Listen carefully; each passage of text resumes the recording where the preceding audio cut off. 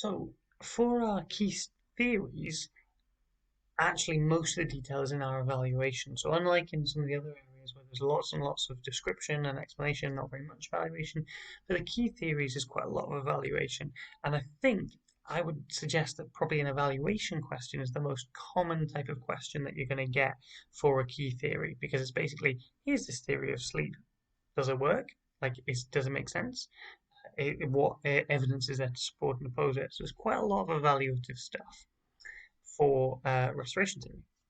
So let's start with the positive. And the first one we're going to look at is Sasson et al. In 1969.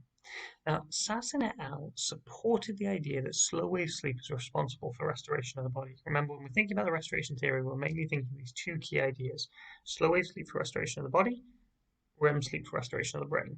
So Sasson et al. Actually supported that idea. And Sasson found that growth hormone, which I'm going to refer to as GH in the notes just in case you're getting confused, but growth hormone, which is responsible for restoration, repair of the body, growing new tissue, all of that kind of stuff, and when you're little, actually growing your body, growth hormone is released during sleep, even when a person sleeps at a different time of the day. So there was some theories that growth hormone is just released during the night. And so therefore it's not actually related to sleep, it's just related to time. But Sasson et al. Found that that wasn't the case. They found that actually it was released during sleep. So if you sleep in the morning or you sleep in the afternoon, doesn't matter, you're still going to reduce growth hormone. And that supports this idea of restoration of the body, because growth hormone is used for restoration of the body. The next positive piece of evaluation we're going to look at is Van Cauter and Platt of 1996. And again, they supported this idea that slow wave sleep is responsible for restoration of the body. They found that the amount of growth hormone released correlates strongly linked, connected to the amount of slow wave sleep. The more slow wave sleep you have, the more growth hormone is produced. So that would suggest that having more slow wave sleep, in slow wave sleep, growth hormone is being produced. So they correlate. We don't know for sure that slow wave sleep is causing growth hormone to be produced, but we can see that when you have more slow wave sleep, you get more growth hormone. When you have less slow wave sleep, you get less growth hormone. So there's definitely a relationship there.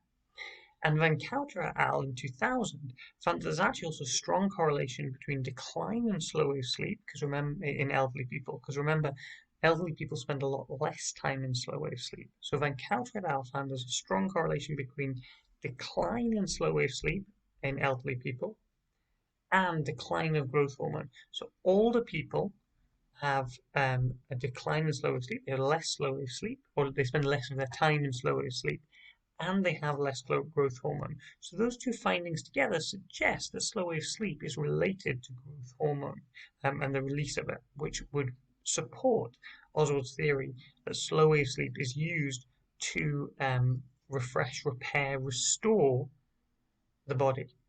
We do need to remember, of course, that correlation doesn't equal causation. Just because there is a connection, a link there, doesn't mean that one is causing the other. It might be that there's a third factor that's causing someone to spend more time in slow wave sleep and produce more growth hormone. So we've got to bear that in mind, but it seems pretty good evidence here. The third positive theory we're going to look at is Kruger et al. In 1985. And again, it's supporting this idea that slow wave sleep is responsible for restoration of the body. Well, Kruger et al. Found that during slow wave sleep, we actually regenerate certain antibodies faster. So antibodies are these kind of disease-fighting cells in our bodies. And what Kruger found was that these are always regenerating, by the way. They're always kind of being used up and then making new ones, etc. But during slow wave sleep, they tend to regenerate a lot faster. And a lack of slow wave sleep is associated with reduced functioning of the immune system. If you have less slow wave sleep, then you are going to have a less functional immune system. And so we find that's, and we also know that to be true when we look at kind of if people are not getting enough sleep, they're sleep deprived, they often are more likely to get colds and flu and things like that. And equally, sometimes when we're ill, we just go to sleep for a long time, and that seems to sort everything out. And finally, Siegel strongly supports Oswald's theory on REM sleep. So we've been talking about slow wave sleep, we're now talking about REM sleep. So REM sleep being crucial to the restoration of the brain. So Siegel is really connecting these two things together. And Siegel found that there's a strong link between the amount of REM sleep and the maturity of offspring in other species. Now, this is a complicated idea, so just stick with me for a second, guys. So Oswald posits that REM sleep is vital for brain growth and recovery. Okay, so Oswald says we need REM sleep is what drives our brain growth and recovery. And so babies and infants, their brains need to grow a lot more. There needs to be a lot higher level of brain development. So it follows that they're going to need a lot more REM sleep. Okay, so we know that babies have more time in REM sleep, and Oswald says this is because they need to develop their brains more. And actually, we follow this pattern in other animal species. So baby animals that are more immature at birth, for example, these adorable baby platypuses, platypui,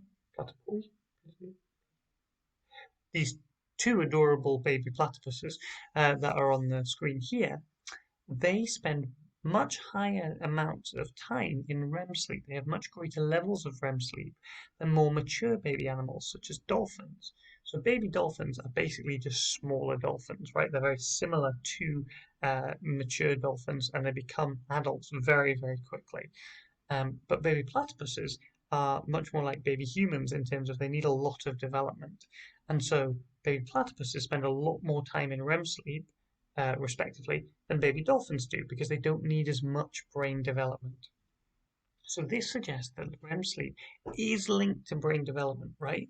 Because we can see that babies that need more brain development have more REM sleep than babies that need less brain development.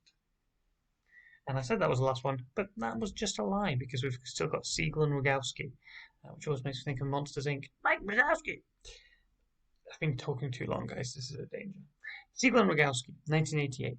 Now, they supported again this idea that REM sleep is responsible for restoration of the brain. Remember our two key ideas, Oswald, slow wave sleep for the body, REM sleep for the brain. And Siegel and Rogowski said that REM sleep suppresses the release of neurotransmitters, which are the bits of the kind of connecting fluids that connect our brain cells together and tell our neurons or brain cells how to respond. And basically, they said that REM sleep gives the neurons time to recover, right? So your brain cells are functioning all the time, all day. They're just like they're thinking and they're sensing and they're feeling and they're doing all of that stuff. And they can do that because there's lots of connections. It's almost like an internet connection, right? So all day I'm working because I've got emails coming in, I've got Teams responses coming in, I've got assignments coming in. So I'm working. And then at the end of the day, I switch the internet off, right? And so therefore, I don't do that, but let's imagine I did. I switch the internet off, so I can't get any more information in, so I can't do any more work, right? So it's the same thing. These neurotransmitters are suppressed during REM sleep, which means that the brain cells get a chance to recover, replenish, back up, kind of sort themselves out. And they did some experiments with antidepressant drugs to kind of back this up. So what they found is they used something called a monoamine oxide inhibitors, MAOIs, and they basically faked REM sleep. So they suppressed the level of neurotransmitters. Okay, remember they said that REM sleep was designed to suppress the levels of neurotransmitters, so they just did it themselves. So they brought those levels of neurotransmitters right down. And what they found was that when they did that, people didn't go into REM sleep. So when they reduced the levels of neurotransmitters right down, then people just went straight from slow wave sleep back to light sleep. They didn't go into REM sleep because they didn't need to. So their argument is that the